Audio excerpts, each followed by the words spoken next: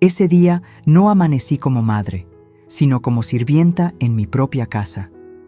Mi hija me miró de arriba a abajo con esa sonrisa condescendiente que aprendió de su suegra y soltó, como quien pide un favor sin importancia. Mamá, ya que hoy te quedas en casa, podrías encargarte de lavar nuestras cosas. Lo dijo mientras se arreglaba el cabello, antes de salir con la otra mujer rumbo al salón de belleza.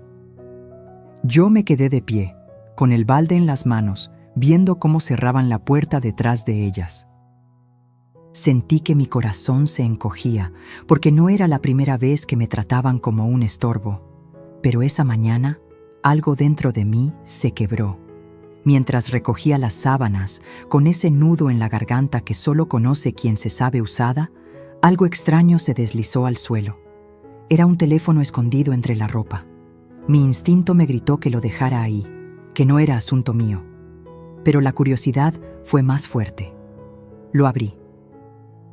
Y lo que descubrí en esa pantalla no solo me hizo temblar, me cambió la vida para siempre. Nunca supe en qué momento mi voz comenzó a sonar bajito en esta casa. Tal vez fue el año en que me quedé viuda y me mudé con mi hija por unos meses mientras acomodaba mis papeles. O tal vez fue cuando llegó su suegra con sus perfumes caros y su mirada de catálogo y empezó a opinar sobre todo. Cómo debía doblar las toallas, dónde guardar mis tazas, qué decir y sobre todo, qué callar. «No te preocupes, suegrita, aquí la cuidamos», decía ella, como si yo fuera una planta que había que regar de vez en cuando para que no se secara. Mi hija aprendió rápido esa escuela, la de sonreír, y detrás de la sonrisa, esconder el veneno. Aquella mañana, el sol entraba de lado por la ventana y dibujaba en el piso las sombras del tendedero. Yo estaba con las manos húmedas de jabón y el olor a suavizante me recordó a mi madre, que siempre decía que la dignidad también se plancha. Me repetí eso mientras mi hija me asignaba la tarea del día, como si repartiera turnos en una fábrica. «Mamá, ya que hoy te quedas en casa, podrías encargarte de lavar nuestras cosas». Lo dijo suave, musical, pero la música a veces es engaño. Por debajo, la melodía llevaba la letra de una orden. No respondí. A mi edad aprendí que a veces el silencio evita incendios, aunque a veces también los provoca. La vi salir con su suegra rumbo al salón. Escuché sus risas bajando la escalera, la puerta cerrándose, el eco del elevador tragándose su conversación.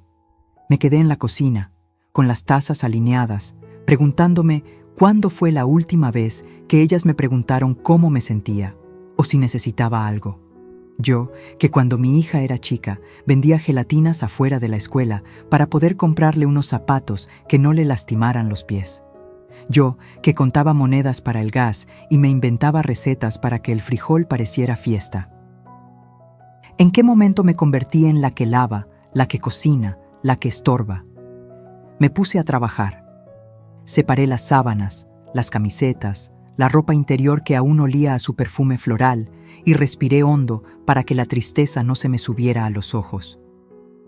Fue entonces cuando escuché un golpe leve, un toc seco contra el piso. Miré hacia abajo y vi el teléfono, negro, con una mica agrietada en la esquina. No era el mío, claro. Yo todavía uso uno con letras grandes, de esos que te permiten leer sin lentes si estiras un poco el brazo. Este era más nuevo, más pesado, y tenía una funda con brillo que a mi hija le encantaba. Lo recogí como quien toma una víbora por el cuello, con el cuidado de no olvidar que muerde. Iba a dejarlo sobre la mesa, pero vibró en mi mano. Un mensaje entró y otro se adelantó detrás, como si tuviera prisa por llegar. Notificaciones que parpadeaban, una conversación abierta, el nombre de la suegra arriba, con un corazón rojo al lado. «Déjalo, Mercedes», me dije, «no es tuyo». Caminé 2 pasos, pero la curiosidad es un hilo que jala del fondo. Y cuando una mujer siente que algo no encaja, no hay santo que la detenga. Deslicé el dedo. La pantalla se encendió sin pedir clave. Ahí supe que no era el celular principal de mi hija. Parecía un aparato de batalla, un escondite, un doble fondo. Leí los últimos mensajes. Al principio palabras sueltas, papeles, firma, notario. Después, frases completas que me aflojaron las rodillas. Hay que apurarlo de la casa antes de diciembre. Que no se entere, tú dile que es un trámite del banco. Mi hermano ya habló con el señor del contrato. El corazón me retumbó en la nuca. La casa. Mi casa. La que compré con 40 años de trabajo y cuentas exactas, donde cada ladrillo tiene mi nombre y el de mi difunto esposo grabado en silencio. Seguí leyendo, como quien sabe que lo que viene duele, pero igual no puede dejar de mirar.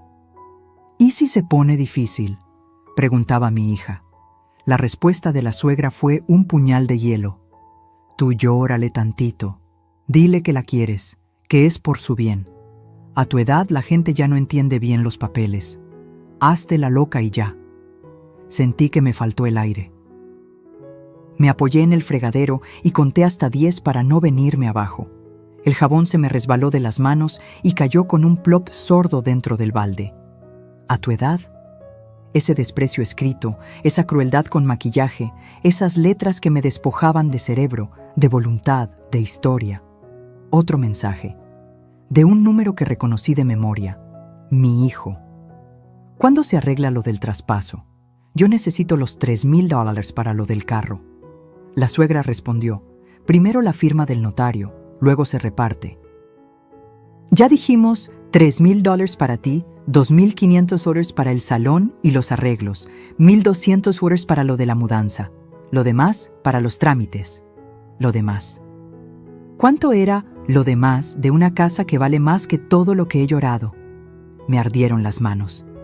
No por el jabón, sino por la impotencia.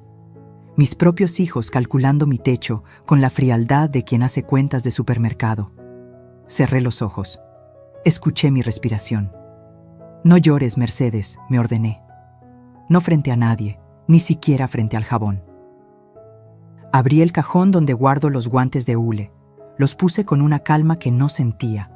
Mi abuela decía que cuando una mujer está por cruzar una tormenta, primero se peina. Yo, en cambio, me puse los guantes. Era mi manera de sujetar el temblor. Entonces vi la fotografía en el chat. Mi sala, mi sillón de flores, la repisa con los marcos dorados. Y un comentario. Hay que cambiar ese gusto antiguo. Cuando sea nuestra, tiramos todo. Nuestra. La palabra me chocó como puerta en la cara. Entendí en un segundo que la sonrisa de mi hija cada mañana venía afinada con el mismo diapasón que su suegra. Un sonido dulce, una nota exacta para someter. La sonrisa que escondía un veneno. Dejé el teléfono boca abajo sobre la mesa. El silencio se volvió redondo, casi pesado. En ese vacío escuché mi propia voz, la de antes, la que no pedía permiso para existir. No voy a permitirlo, dije bajito. Y aunque todavía no sabía cómo ni con quién, supe que la mujer que entró a esta cocina como sirvienta no iba a salir igual. Alguien acababa de despertar en mí, alguien que no se deja torear con perfumes ni caritas, alguien que aprendió a sobrevivir contando monedas y ahora iba a contar otra cosa. Los días que faltaban para que la dignidad regresara a mi casa. Dicen que las sábanas guardan los sueños de quienes duermen en ellas. Yo, en cambio, descubrí que también pueden ocultar pesadillas. Aquel día, mientras recogía los pliegues húmedos de la ropa, me sorprendió lo pesadas que estaban. No hablo del algodón ni del jabón. Hablo del peso invisible de los secretos que se esconden en los dobleces de una familia. Y yo estaba a punto de levantar el más terrible de todos. Me incliné para sacudir una funda de almohada cuando sentí algo duro, algo que no pertenecía ahí. Metí la mano entre la tela y tropecé con un rectángulo frío, el teléfono que ya había visto caer, ese aparato que parecía esperar el momento exacto para revelarse. Lo tomé, lo puse encima del montón y por un instante traté de convencerme de que no debía abrirlo otra vez. Pero el silencio de la casa era tan grande que parecía invitarme. Hazlo, descubre lo que se oculta entre nosotros. El reloj de pared marcaba las 11 y cada campanada me retumbaba en los huesos. Me senté en la cama, con las sábanas aún arrugadas, y volví a deslizar el dedo sobre la pantalla. Esta vez no fue un mensaje lo que me recibió, sino una galería de fotos.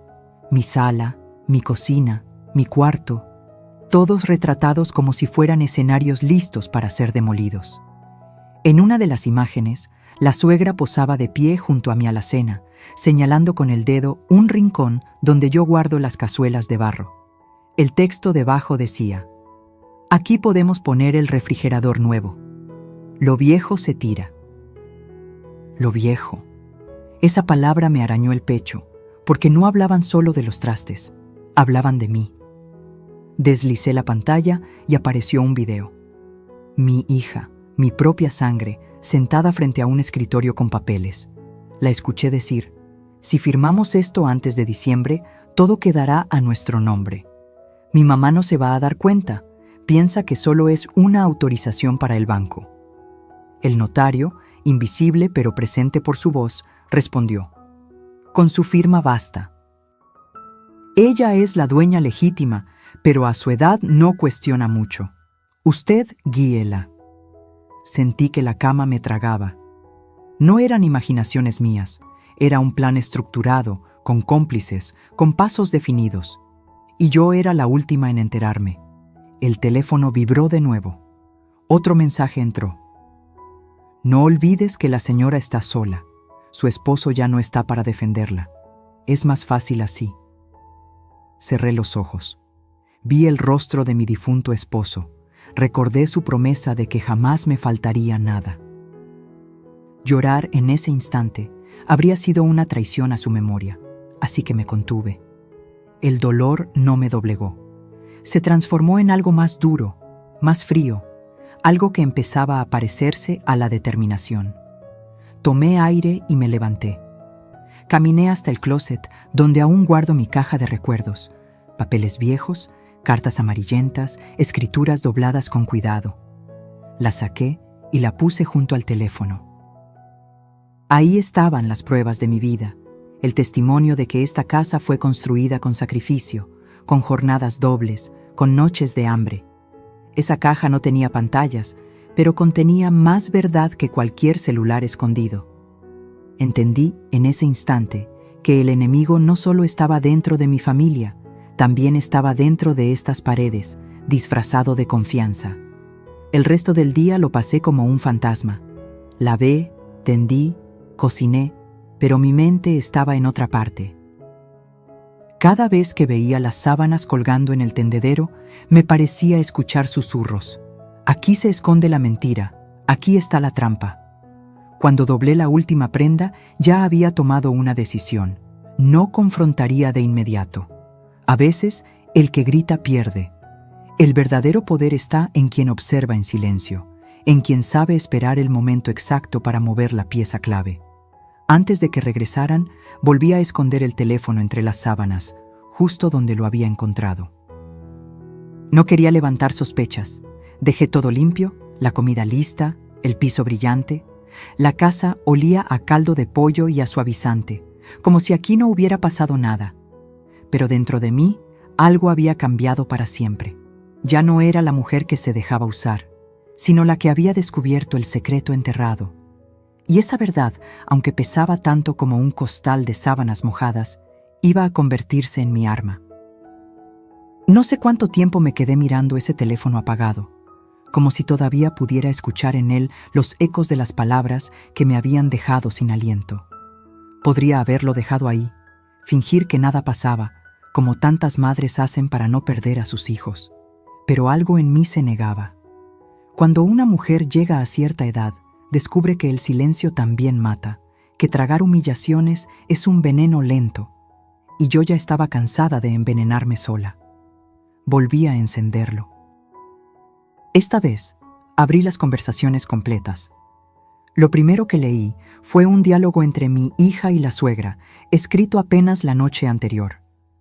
«Mañana le dices que lave, que se entretenga con algo. Así no sospecha». «Claro, mamá, ella nunca pregunta. Mientras tenga comida y ropa, cree que todo está bien». Sentí un nudo en el estómago. ¿De verdad me veían así? como una criada satisfecha con un plato de sopa y una silla en la esquina?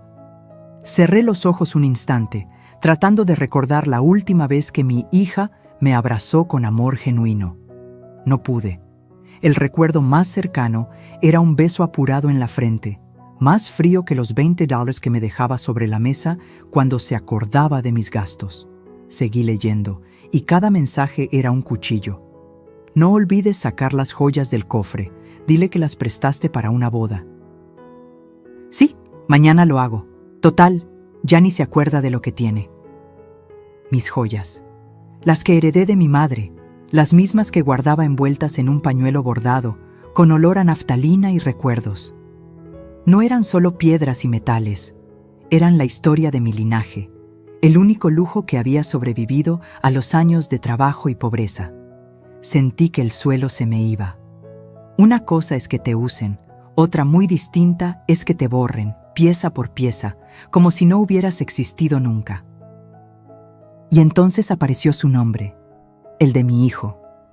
Ese hijo que, pensé, aún podía salvarme con un poco de lealtad. La pantalla me mostró su mensaje con claridad cruel. ¿Ya consiguieron que firme? Yo necesito el dinero pronto. El carro no puede esperar. La respuesta de la suegra fue inmediata. Paciencia, mijo, todo a su tiempo. La vieja no sospecha nada. La vieja.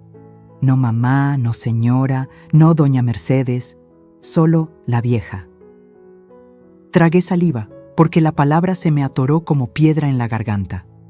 Nunca imaginé que un hijo mío pudiera referirse a mí de esa manera. Y lo peor, no solo lo decía, lo aceptaba, lo normalizaba. Mi sangre, mi carne, conspirando contra mí como si yo fuera una carga desechable.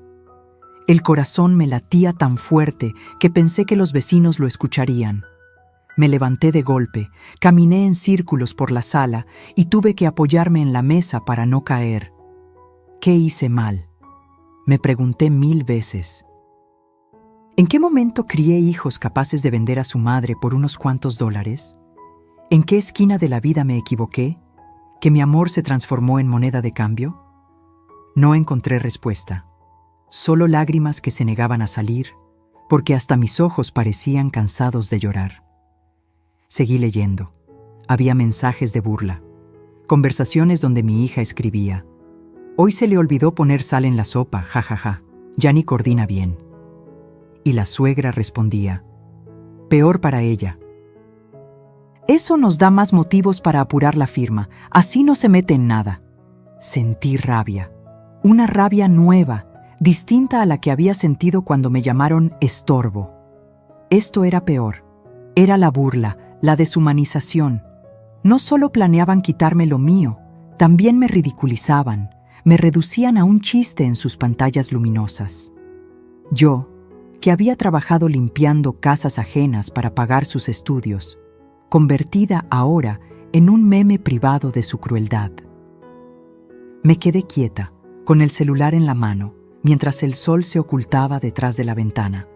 La casa empezó a llenarse de sombras, como si también ella supiera que algo oscuro se había revelado. En ese silencio espeso, escuché mi propia voz en un susurro. Hasta aquí.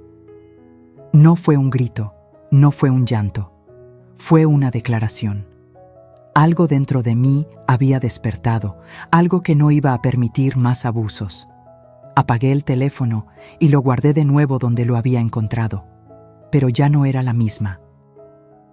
Las conversaciones habían destrozado mi corazón, sí, pero también habían encendido una chispa que pronto se convertiría en fuego. Porque una madre puede soportar muchas cosas, excepto descubrir, en letras claras y frías, que sus propios hijos se han convertido en verdugos. Dicen que las paredes escuchan, pero yo nunca imaginé que también podían volverse cómplices de mi dolor. Esa tarde, mientras recorría mi propia casa con el celular escondido en el bolsillo de mi delantal, tuve una sensación extraña, la de caminar por un lugar que ya no me pertenecía. Cada cuadro en la pared, cada maceta en la ventana, cada mueble que había elegido junto a mi esposo, parecía marcado con una etiqueta invisible que decía: próximamente en venta. Me detuve frente al aparador donde conservo la vajilla de porcelana que solo uso en Navidad. Pasé la mano por el vidrio y sentí el frío del abandono. Recordé cuando la compramos en pagos, hace más de 30 años, y cómo mi esposo me decía en broma: «Mercedes, con esta vajilla vamos a cenar como ricos». Nunca fuimos ricos, pero en esa mesa nunca faltó comida ni cariño. Ahora, en los mensajes de aquel teléfono, mi hija y su suegra ya habían decidido deshacerse de todo. La vajilla está vieja, mejor venderla en el mercado de antigüedades. Así lo escribieron, como si se tratara de un objeto cualquiera, sin historia, sin alma.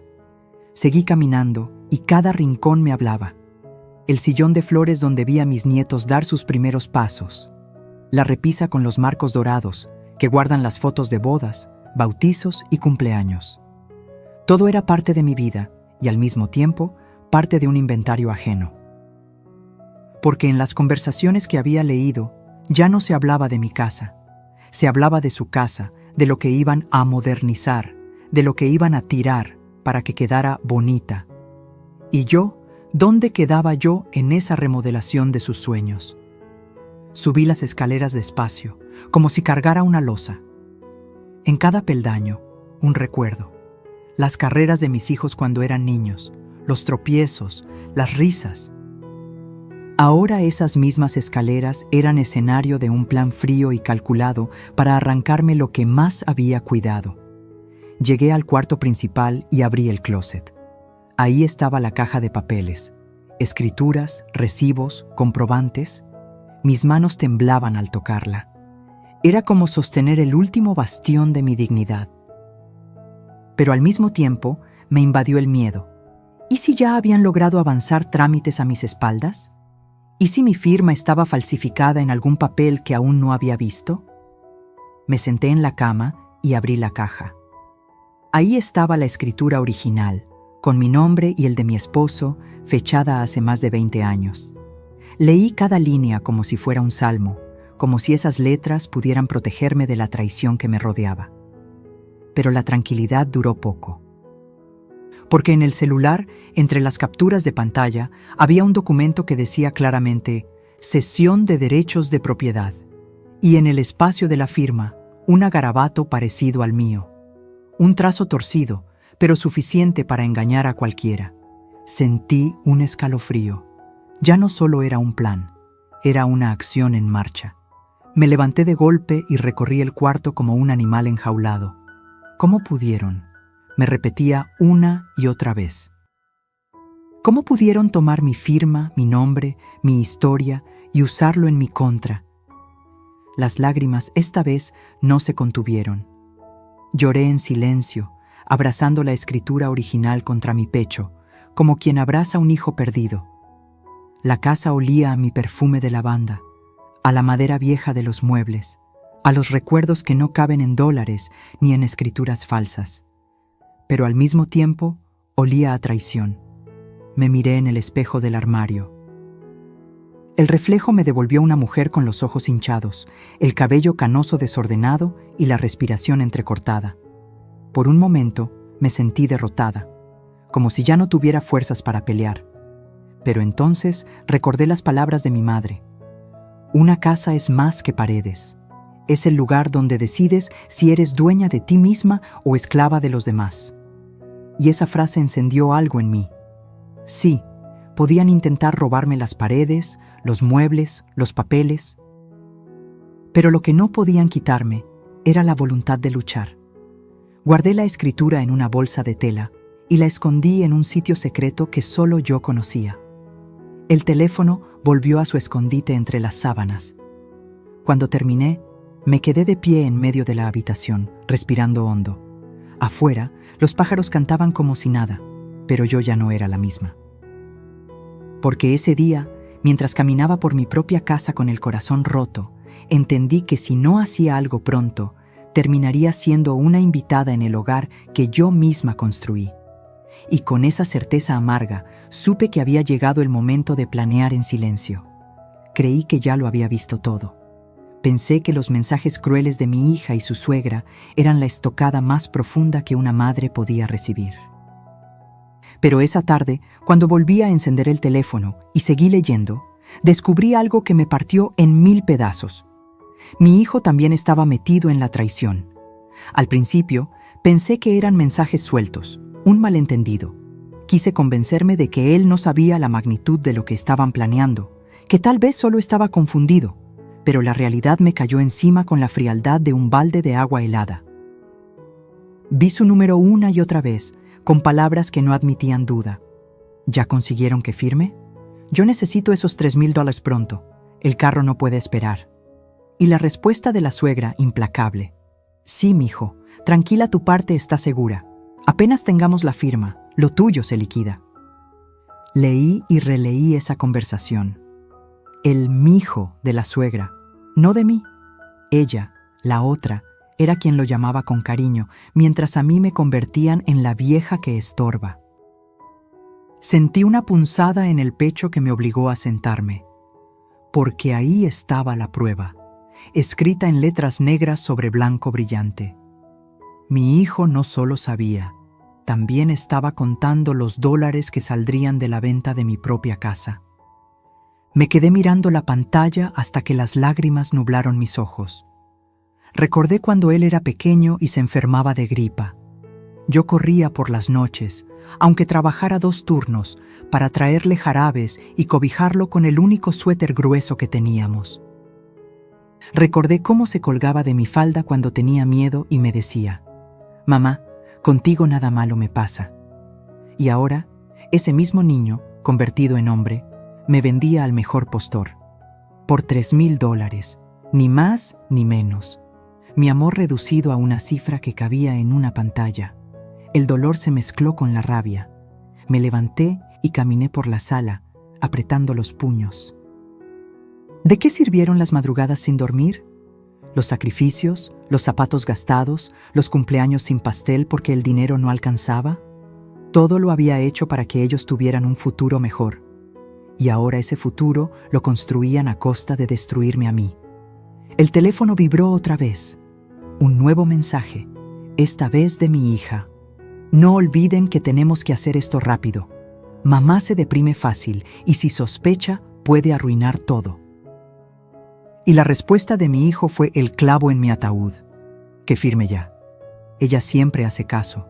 Está acostumbrada a obedecer. Obedecer. Esa palabra me ardió como fuego en la piel.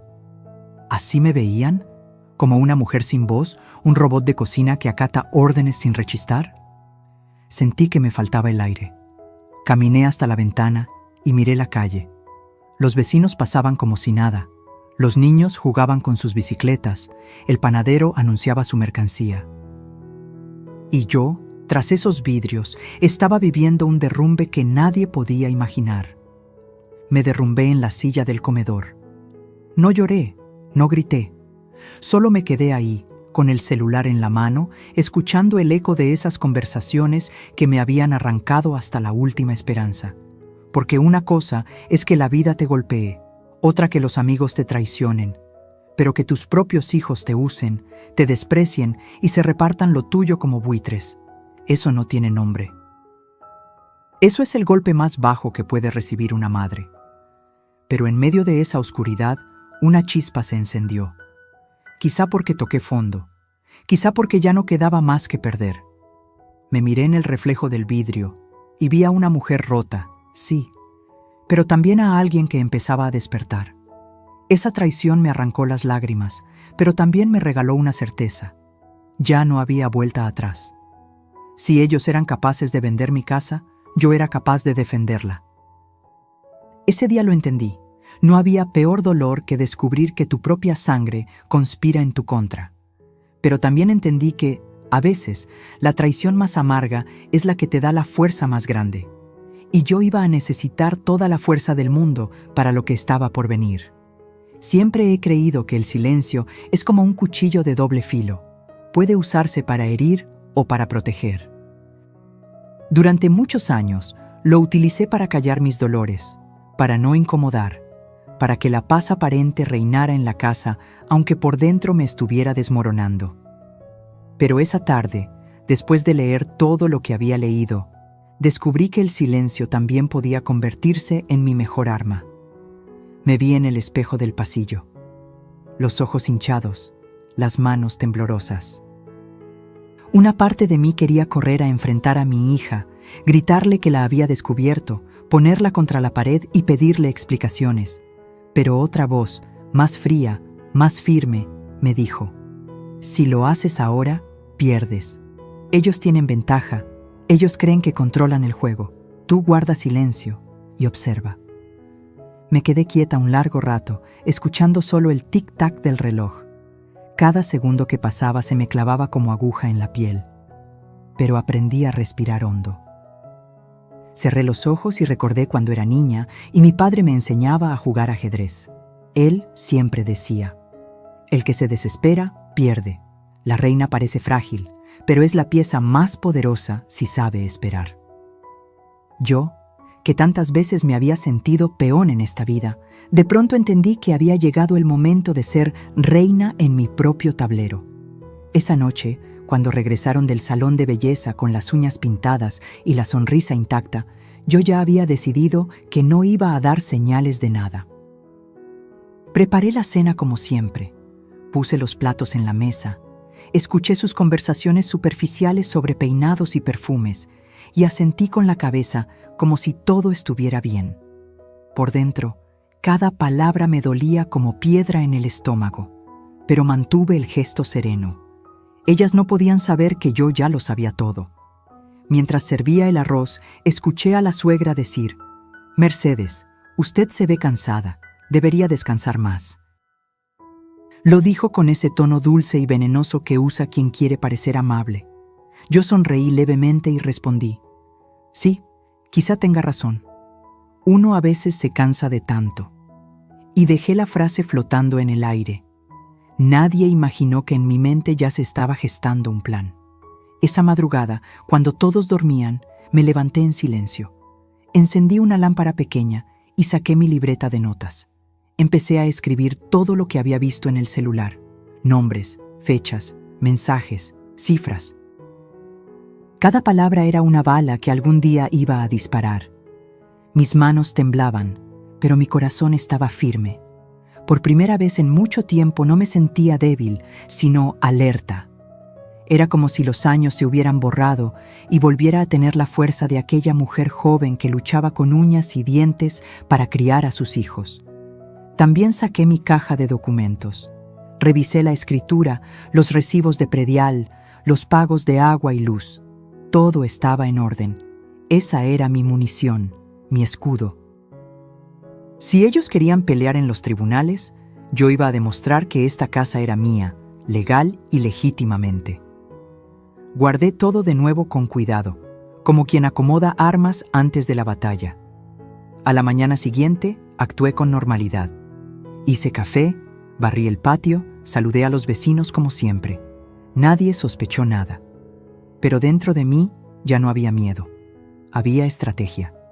Sabía que debía aguardar, reunir pruebas, buscar aliados, moverme con cautela.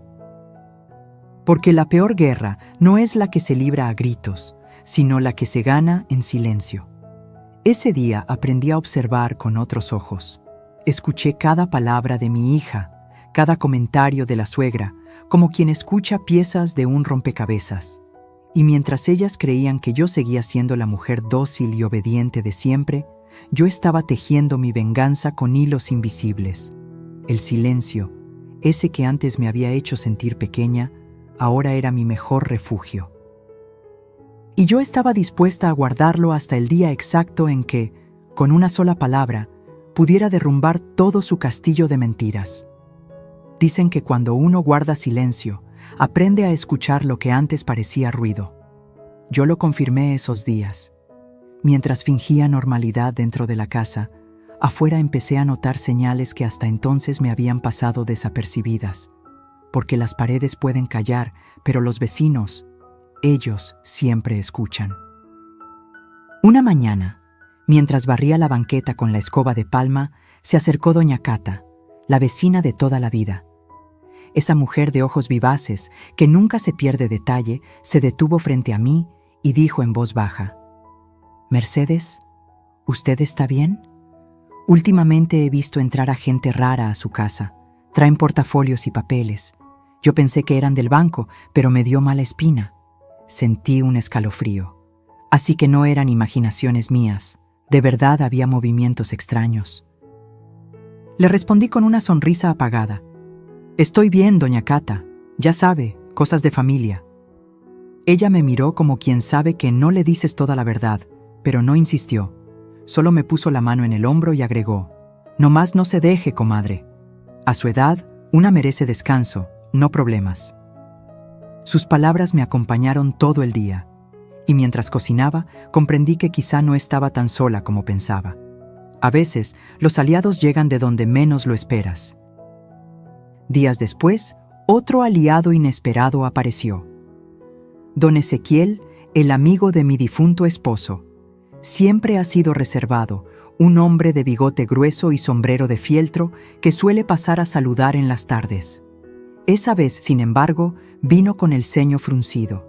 «Doña Mercedes, disculpe que me meta, pero hace poco me encontré con su hija y la señora... la suegra.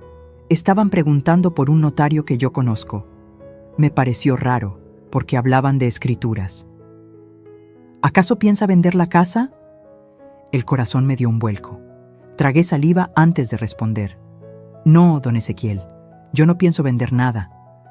Él asintió despacio, como confirmando lo que sospechaba. «Entonces tenga cuidado. Esa gente no anda con juegos, y si necesita testigos de que aquí entran y salen papeles, yo con gusto le digo al juez lo que vi». Sus palabras fueron un bálsamo y un arma al mismo tiempo. No solo confirmaban mis sospechas, también me daban la certeza de que ya tenía un respaldo. Esa misma noche, mientras todos dormían, volví a sacar mi libreta y anoté: Testigo 1, doña Cata, vecina. Testigo 2, don Ezequiel, amigo de la familia. Escribí con letra firme, como quien graba un juramento. Ya no era solo una mujer herida, empezaba a convertirme en estratega. Los días siguientes me dediqué a escuchar. Cada conversación de la suegra, cada llamada a escondidas de mi hija. Descubrí que planeaban reunirse con un supuesto comprador para mostrarle la casa.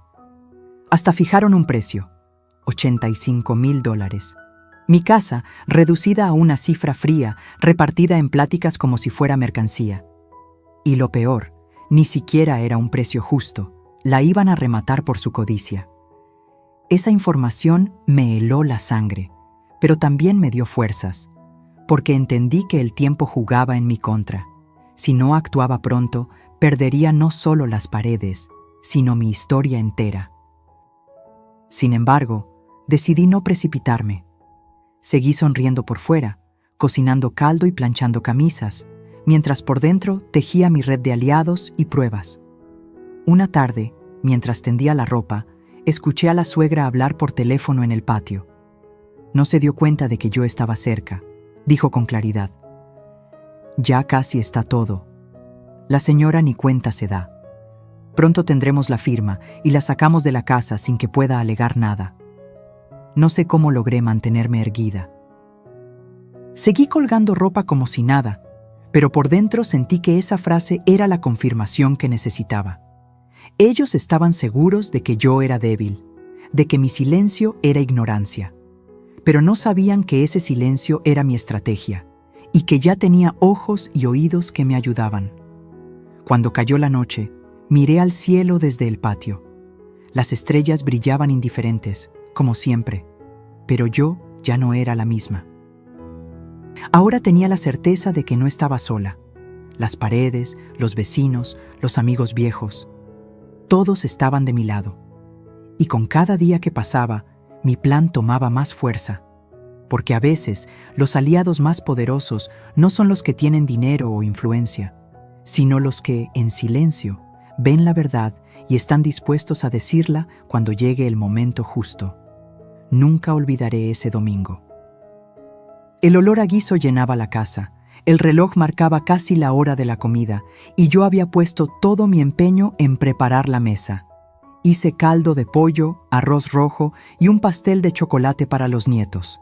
Me esmeré como siempre, porque aunque el corazón estuviera hecho trizas, mi instinto de madre y abuela seguía intacto. Puse los platos, los cubiertos, acomodé las servilletas dobladas en triángulo, como me enseñó mi madre. Cuando todo estuvo listo, llamé a la familia. «Vengan a la mesa, ya está la comida». Lo dije con alegría forzada, esperando al menos una sonrisa, un gesto de gratitud. Pero lo que recibí fue el golpe más humillante. Mi hija bajó las escaleras con la suegra detrás y al ver la mesa frunció los labios. «¿Otra vez sopa, mamá? Ya le dijimos que a los niños no les gusta». La suegra se sentó en la cabecera y agregó con su tono venenoso disfrazado de amabilidad: «Ay, Mercedes, usted debería descansar. Mejor deje que alguien más cocine. Usted ya hizo bastante en la vida. Ahora su lugar está en la cocina. Pero para cosas sencillas, no para estas complicaciones». Me quedé helada. ¿Mi lugar estaba en la cocina?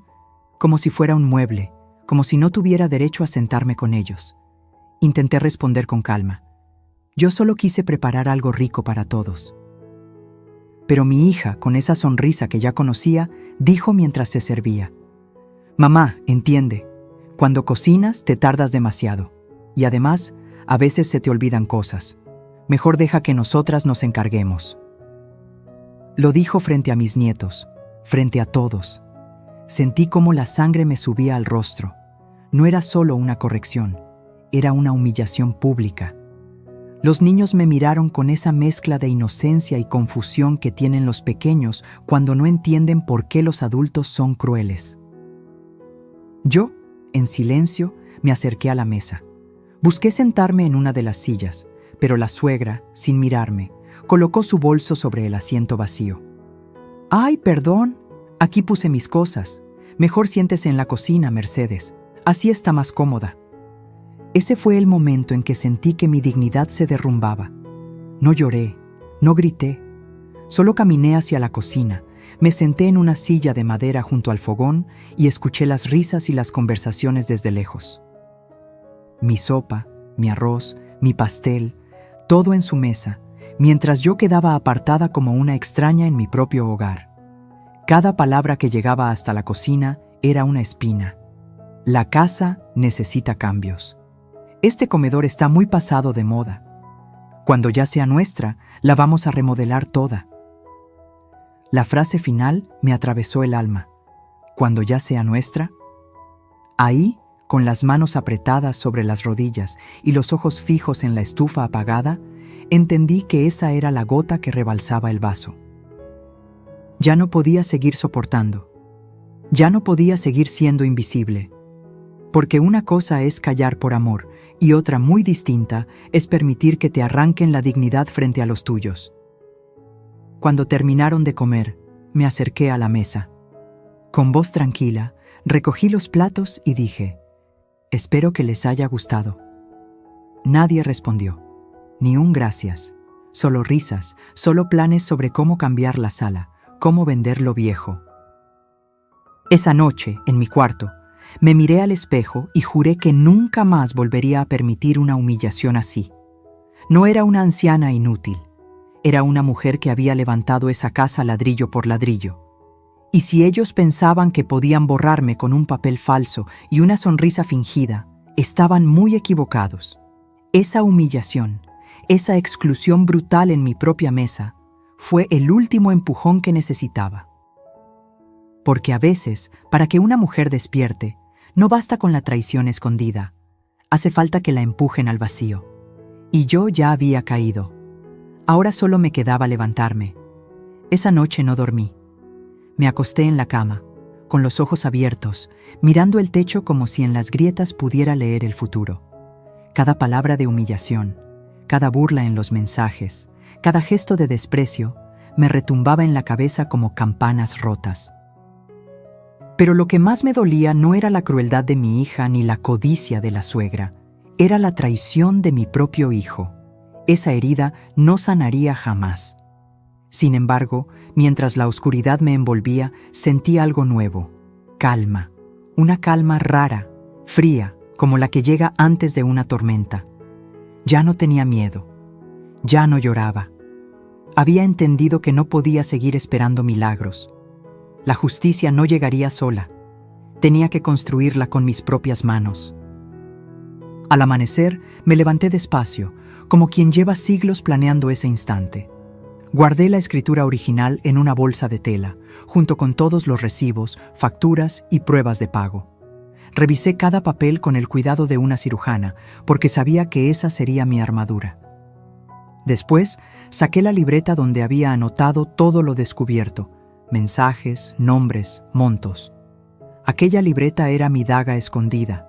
El siguiente paso fue más doloroso. Entré a mi cuarto y observé los retratos familiares.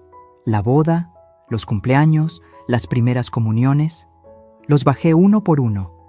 No podía permitir que los compradores o mis propios hijos se burlaran también de esas memorias. Guardé las fotos en una caja y la escondí en un rincón donde nadie pensaría buscar. No lloré. Ya no me quedaban lágrimas, solo determinación. Luego me puse a preparar la casa, pero no para ellos. Cociné un poco de frijoles, limpié la mesa, dejé la cocina impecable. Quería que todo pareciera normal, porque el teatro debía continuar hasta el último acto. Cuando salí al patio, vi a los pájaros revoloteando sobre el árbol de bugambilia. Respiré hondo y pensé, es hoy. Tomé una hoja blanca y un marcador grueso. Con mano firme escribí, las cuentas se cierran, y mi paciencia también.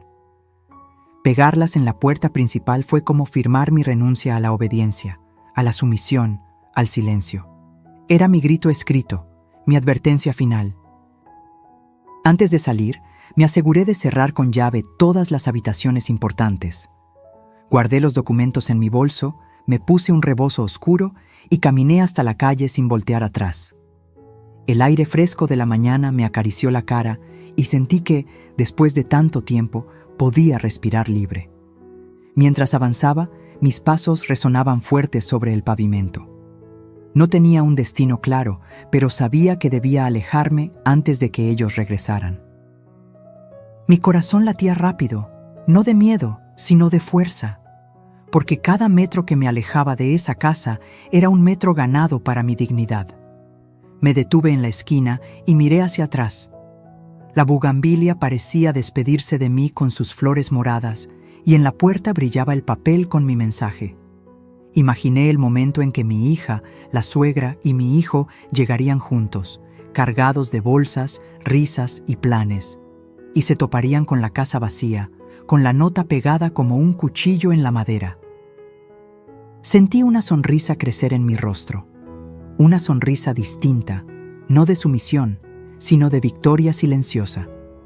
Caminé hasta la parada del autobús. La gente subía y bajaba como cualquier día. Nadie sabía que esa mujer con rebozo, de cabello canoso y pasos firmes, acababa de iniciar su revolución personal.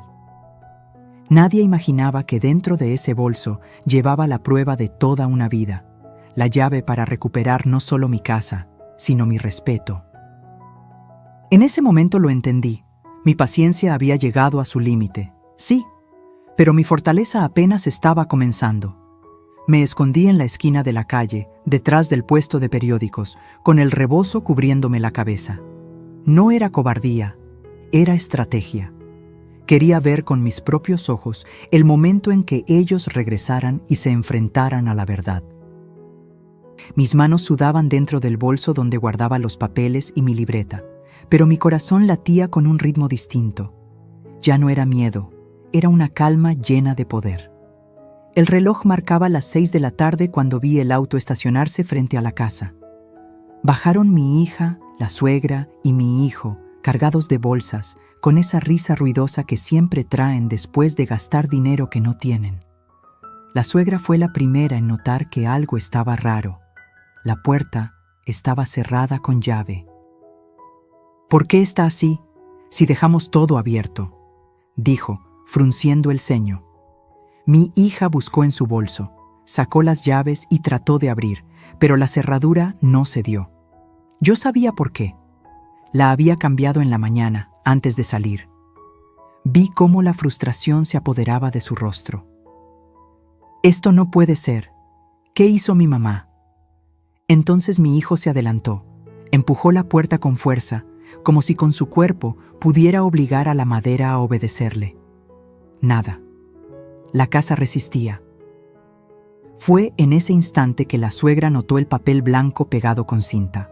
Lo arrancó de un tirón y lo leyó en voz alta. Las cuentas se cierran, y mi paciencia también. El silencio que siguió fue más fuerte que cualquier grito. Vi cómo mi hija se quedó helada, con los labios entreabiertos. Mi hijo soltó una maldición y pateó la puerta. La suegra apretó el papel en su mano hasta arrugarlo, sus ojos brillaban de rabia. «Maldita vieja astuta, nos descubrió», escupió con veneno. Mi hija se llevó las manos a la cabeza. «No puede ser. ¿Dónde está? ¿A dónde se fue? ¿Qué vamos a hacer ahora?» Yo, desde mi escondite, observaba la escena como si mirara una obra de teatro. Era extraño. Durante meses me sentí pequeña, insignificante, una sombra en mi propia casa. Y ahora, al verlos desesperados, comprendí que el poder había cambiado de manos. Ellos eran los vulnerables, no yo. Mi hijo revisaba con el celular en la mano, llamando una y otra vez. El tono de llamada sonaba, pero yo lo tenía apagado y guardado lejos.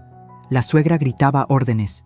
«¡Búscala! ¡No puede estar lejos! Seguro se llevó algo, seguro tiene los papeles». La desesperación los delataba. No estaban preocupados por mí, por mi bienestar. No. Lo único que les importaba eran los papeles, los dólares, la casa. Eso me confirmó lo que ya sabía. Su amor no existía. Era solo un disfraz que se había roto al primer empujón. En ese instante sentí algo que no había sentido en mucho tiempo: satisfacción. Como cuando después de años de abusos, por fin puedes decirte a ti misma: no me vencieron. Los vi caminar de un lado a otro, llamar a vecinos, tocar puertas, preguntar si me habían visto. Nadie supo responder. Doña Cata salió con su mandil y les dijo: «No sé dónde está doña Mercedes, pero sí la vi salir temprano con una bolsa y muy segura de sí misma». Su voz tenía un matiz de complicidad. Yo, desde lejos, agradecí en silencio. Finalmente, después de casi una hora de gritos y discusiones, se rindieron. La suegra, roja de coraje, arrugó el papel con mi mensaje y lo aventó al suelo. «Esto no se va a quedar así. Si ella piensa que ganó, está equivocada». Mi hija lloraba, repitiendo: «¿Qué vamos a hacer sin la firma? ¿Qué vamos a hacer?». Mi hijo, furioso, golpeó el cofre del carro y dijo: «Se fregó todo. Sin eso no hay dinero, no hay carro, no hay nada». Yo, con el corazón latiendo fuerte, di media vuelta y caminé despacio hacia la parada del autobús. Nadie me vio. Nadie sospechó que estuve ahí, presenciando cada gesto, cada palabra. Ese día confirmé que a veces la mejor victoria no es gritar ni golpear, sino dejar que tus enemigos se derrumben solos frente a la evidencia de que ya no tienen el control.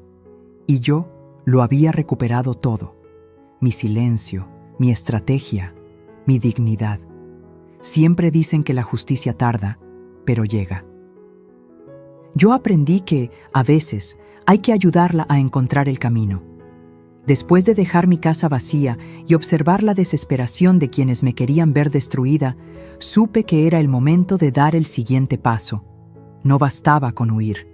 Había que cerrar la herida con un golpe certero.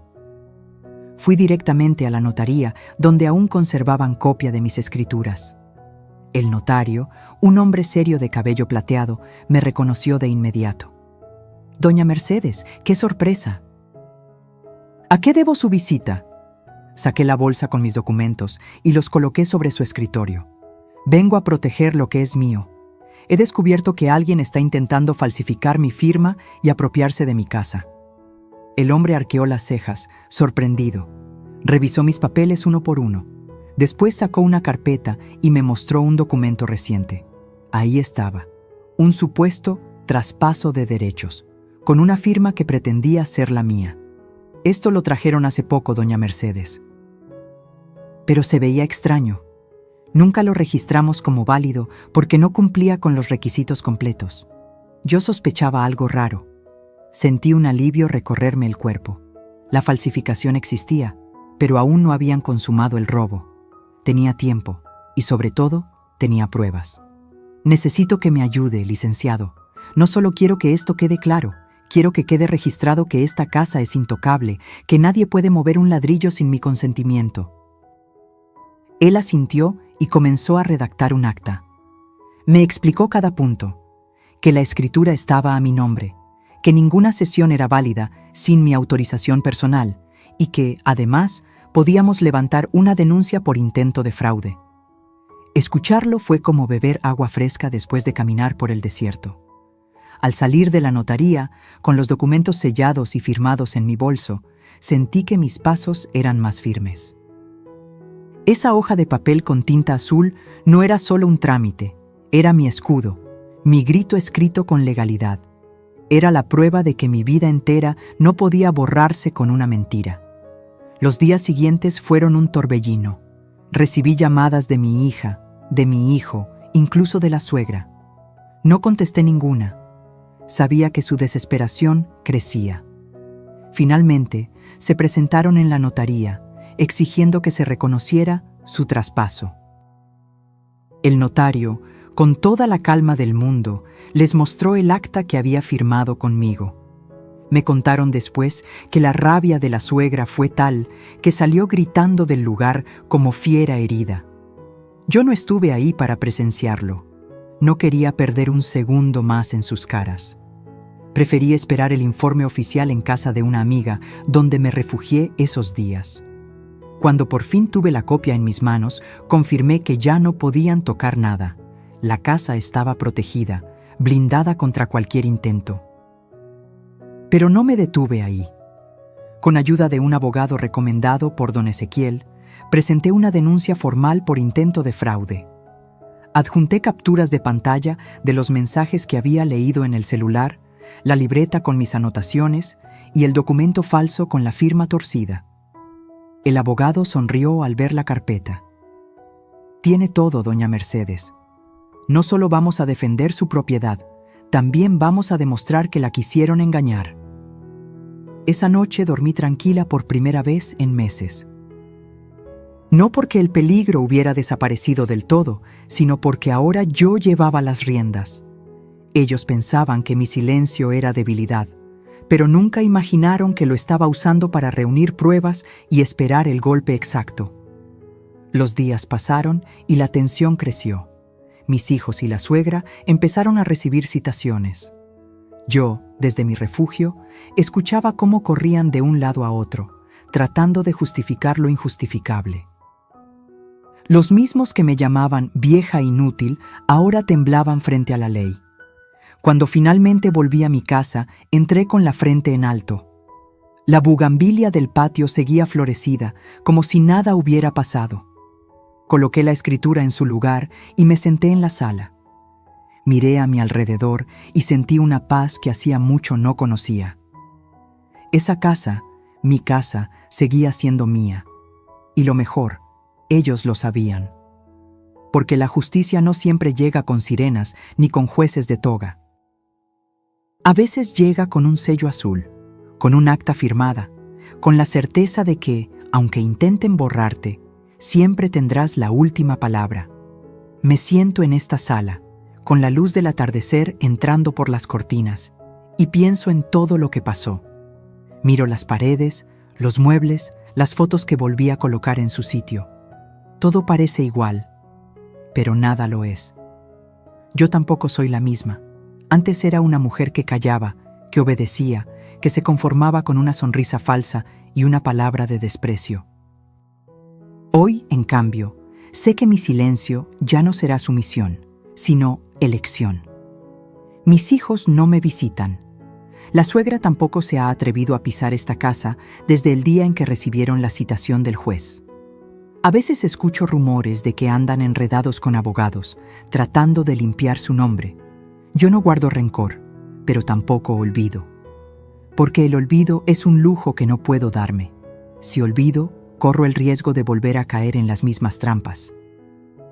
Hubo noches en que lloré, preguntándome en qué momento mis propios hijos se convirtieron en verdugos.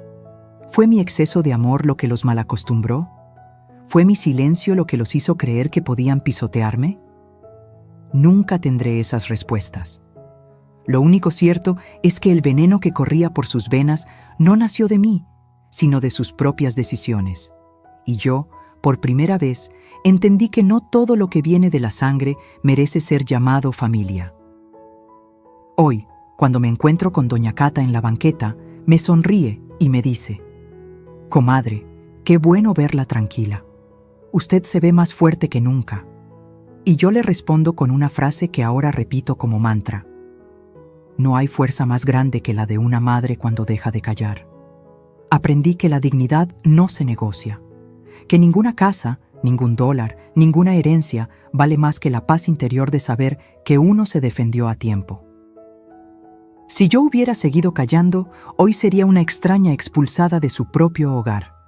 Pero tuve el valor de poner un límite, aunque doliera, aunque significara perder la ilusión de tener a mis hijos cerca. A veces pienso en ellos. Me duele saber que eligieron la codicia sobre el amor, que vendieron su lealtad por $3,000 y un carro viejo. Me duele, sí, pero también me libera, porque entendí que yo ya no puedo cargar con las decisiones ajenas. Cada quien escribe su historia, y la mía ya no la escribirán con mentiras ni con firmas falsificadas. Me gusta sentarme en el patio, bajo la bugambilia, con un café caliente entre las manos. Ahí reflexiono sobre lo que pasó y sobre la vida misma. Entendí que la justicia no siempre llega con castigos espectaculares. A veces, la verdadera justicia es ver cómo quienes te traicionaron se quedan con las manos vacías, con la vergüenza tatuada en el rostro.